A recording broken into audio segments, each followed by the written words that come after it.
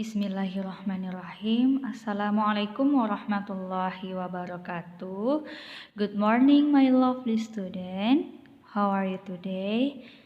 Nah, alhamdulillah kali ini kita sudah masuk pertemuan ketiga mata pelajaran IPA. Oke, sebelum kita belajar, ada baiknya kita berdoa agar ilmu yang disampaikan dapat tersimpan di otak anak-anak Miss semuanya. Oke, kita mulai. Berdoa selesai. Nah, sebelum kita memulai pelajaran, kalian jangan lupa siapkan buku tulis dan catat hal-hal yang penting ya, karena di video ini bakalan banyak pelajaran yang harus dicatat.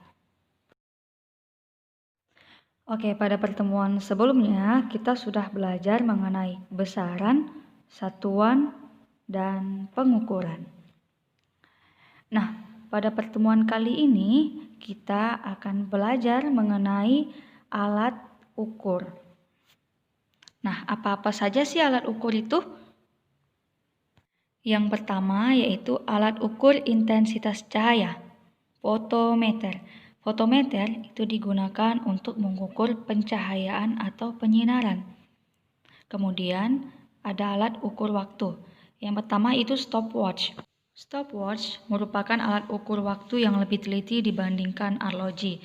Stopwatch memiliki ketelitian hingga 0,1 sekon. Kemudian ada arloji. Nah, arloji ini terdapat 3 jarum, yaitu jarum panjang, jarum sedang, dan jarum pendek. Jarum panjang itu biasanya untuk sekon. Kemudian kalau jarum sedang itu menunjukkan waktu dalam menit, dan jarum pendek itu menunjukkan waktu dalam jam. Nah, arloji ini sering kita gunakan sehari-hari ya. Selanjutnya yaitu ada jam digital. Nah, jam digital ini alat pengukur waktu dalam bentuk menit dan jam. Alat ukur selanjutnya yaitu alat ukur arus listrik. Ampermeter. Nah, ampermeter ini untuk mengukur kuat arus listrik dalam rangkaian tertutup. Ampermeter biasanya dipasang berderet dengan elemen listrik. Alat ukur selanjutnya yaitu alat ukur suhu.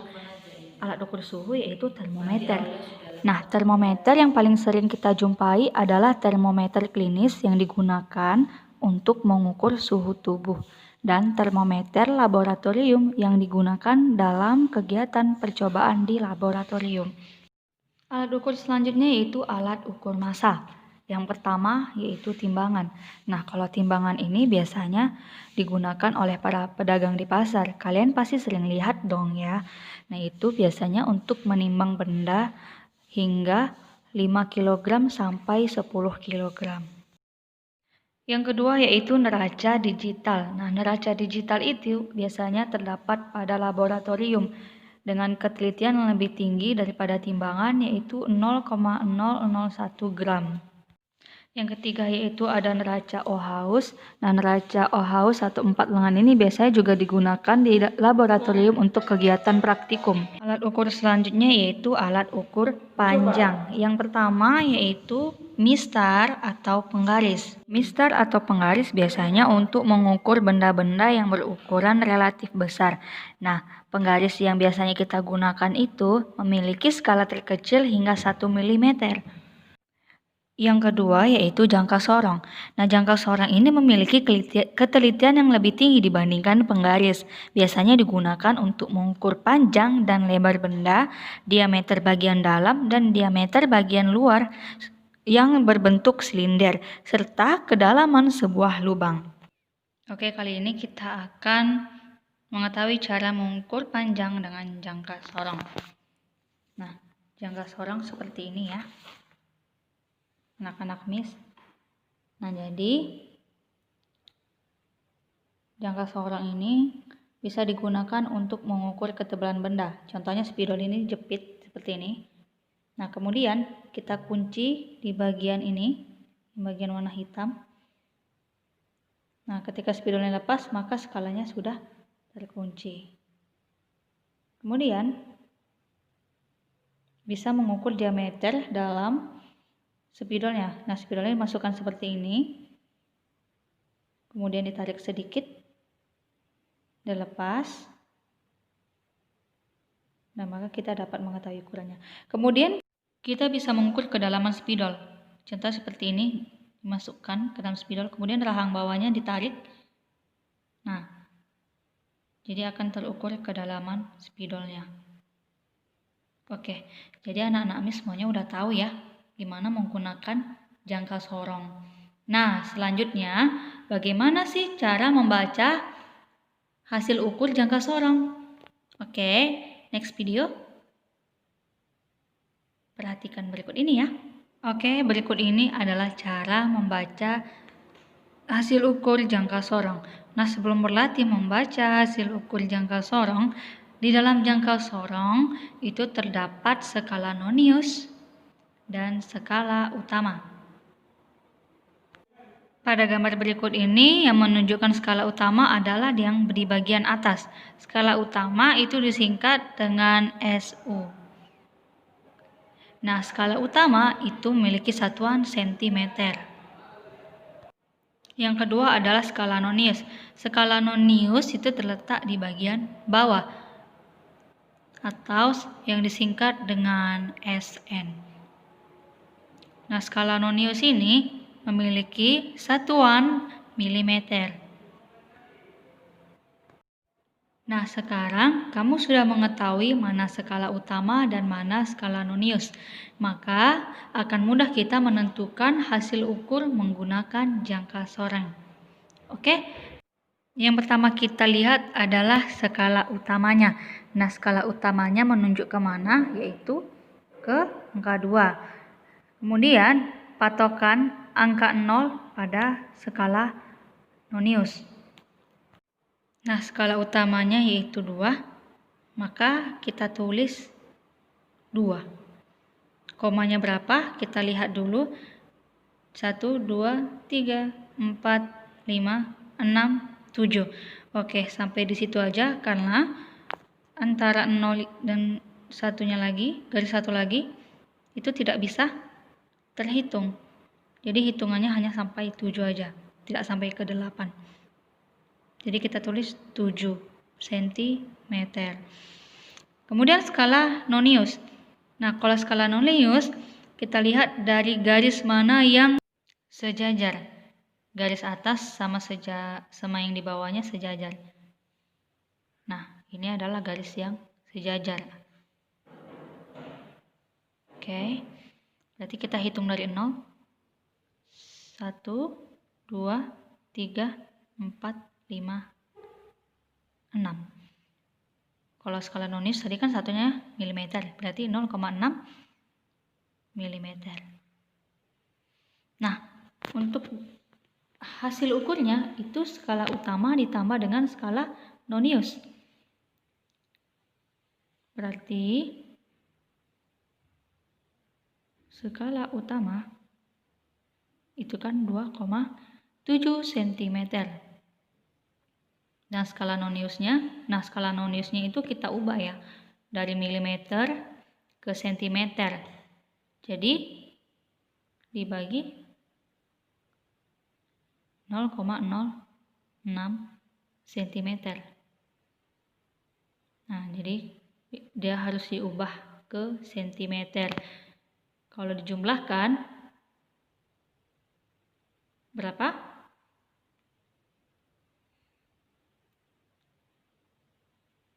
Hasil ukurnya 2,76 cm. Atau kalau dalam bentuk milimeternya itu 27,6 mm. Nah, jadi itulah cara membaca hasil ukur jangka sorong. Yang ketiga ada mikrometer skrup, merupakan alat ukur panjang yang paling teliti dengan skala terkecil 0,01 mm. Biasanya digunakan untuk mengukur tebal sebuah benda yang berbentuk pelat, lembaran, atau mengukur diameter kawat. Nah, ini juga kita akan belajar membaca mikrometer skrup. Nah, ini adalah mikrometer skrup ya, anak-anak Miss. Nah, kemudian kita memutarnya seperti ini. Nah, fungsi mikrometroskop ini itu mengukur ketebalan suatu benda yang tipis, contohnya kertas dan pelat, dan punya rang sebesar ini. Nah, kemudian menggesernya dengan cara diputar seperti ini. Nah, pada mikrometroskop itu terdapat dua skala. Pertama, skala yang bisa diputar seperti ini, dan skala yang tetap yang tidak bisa diputar. Oke, baiklah, kita mulai mengukur ya. Nah, yang tengah ini fungsinya untuk mengunci. Jadi ketika sudah terukur, kita kunci seperti ini. Nah, ketika ujungnya diputar, dia tidak bergeser lagi. Nah, ya kan? Nah, diputar gimana pun, dia akan tetap tidak berubah. Dia sampai bunyi kretek-kretek itu, tandanya dia sudah terkunci. Kita langsung ke contoh, misalnya skalanya seperti ini.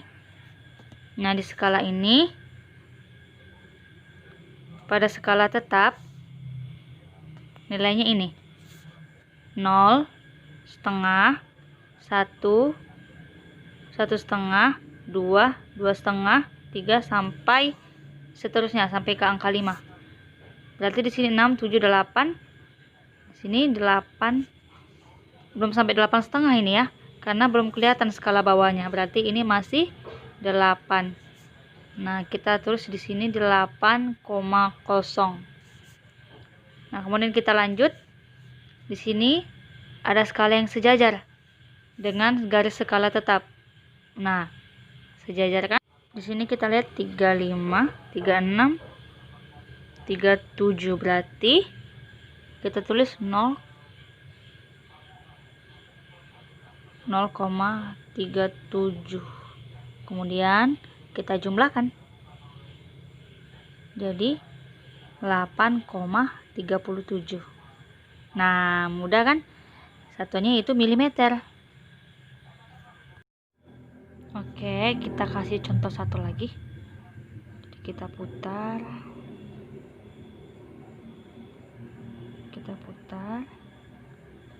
Oke. Nah, di sini di skala tetapnya berapa? 11,5. Ya kan? 11,5. Kemudian untuk yang sejajar itu berapa itu? Ya, kita geser sedikit. 25, 26. Berarti 0,26. 6, 7, 11,76 mm. Nah, jadi seperti itu ya anak-anak Miss. Nah, yang selanjutnya kita akan mempelajari pengukuran makhluk hidup. Semua makhluk hidup mengalami pertumbuhan dan perkembangan. Pertumbuhan makhluk hidup juga dapat diukur. Nah, contohnya apa, Miss? Contohnya itu bibit padi dipindahkan dari persemaian untuk ditanam ketika berusia 3-4 minggu dengan ketinggian antara 20-25 cm. Nah, yang dapat diukur di sini yaitu ketinggian dari bibit padi yang dapat dipindahkan dari persemaian. Tingginya berapa? 20-25 cm. Nah, contoh selanjutnya yaitu ikan lele dipanen ketika berusia 1,5 sampai 2 bulan dengan massa 1 kg. Nah, yang dapat diukur adalah massa si ikan lele yang sudah dapat dipanen, yaitu 1 kg. Contoh selanjutnya yaitu seorang balita berusia 1 tahun memiliki massa badan 8-11 kg. Nah, yang dapat diukur di sini adalah massa badan si balita tersebut. Jadi, seperti itulah contoh pengukuran pada makhluk hidup.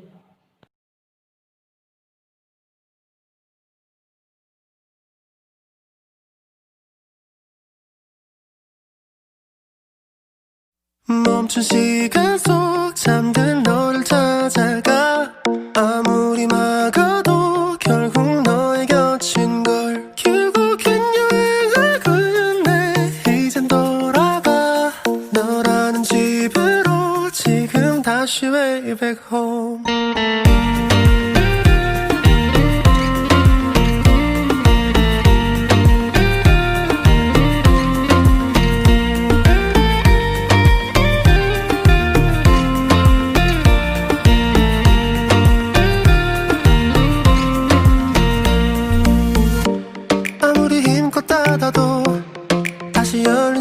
같아 하늘로 높이 날린 넌 자꾸 내게 되돌아와 힘들게 삼킨 이별도 다 그대로인 걸